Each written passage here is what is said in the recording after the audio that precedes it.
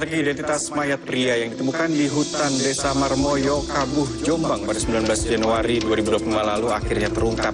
Jasad itu adalah MF, remaja 19 tahun asal Krian Sidoarjo yang dibunuh kawanan anak pang.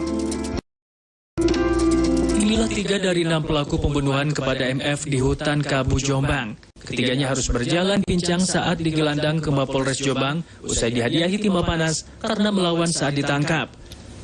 Dalam kasus itu, polisi berhasil mengamankan 6 tersangka. 3 pelaku utama yang juga dihadiahi timah panas adalah AS 22 tahun, AR 23 tahun, dan HM 19 tahun. 3 lainnya adalah pelaku yang masih anak-anak yakni RG, KS, dan MR yang usianya seluruhnya masih di bawah 18 tahun. Dari hasil penyelidikan yang dilakukan polisi, aksi pembunuhan yang dilakukan para tersangka itu juga cukup kejam, yakni dengan mengajak korban bertemu di sebuah hutan yang sepi, mengajaknya minum minuman keras, hingga akhirnya mengakhiri hidupnya dengan cekikan sarung dan pukulan batu besar pada bagian kepala. Mayat korban kemudian dibuang ke jurang dalam hutan. Polisi juga menyebut perbuatan para pelaku itu dilakukan atas dasar sakit hati karena korban mendekati wanita yang disukai pelaku. Selain itu, para pelaku yang diketahui merupakan anak pang ini juga membunuh korban untuk mengambil harta benda korban berupa sepeda motor dan handphone. Satu wanita yang saat itu juga merupakan teman dari pelaku. Diajak ketemu di daerah Rawulan, di kos-kosan pelaku, diajak minum.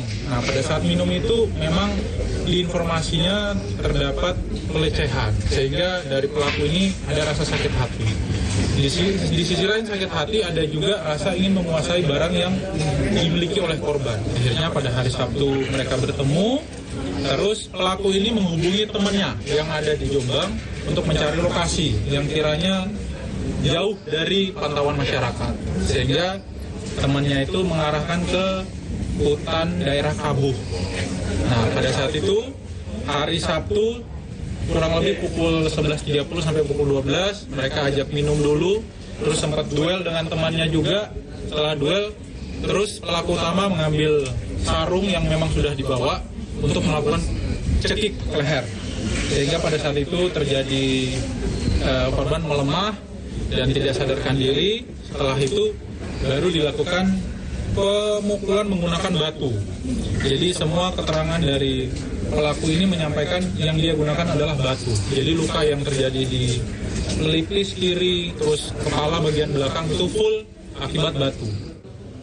Akibat perbuatan mereka, keenamnya kini harus meringkuk di penjara. Polisi juga menjeratnya dengan pasal pembunuhan berencana dengan ancaman hukuman mati.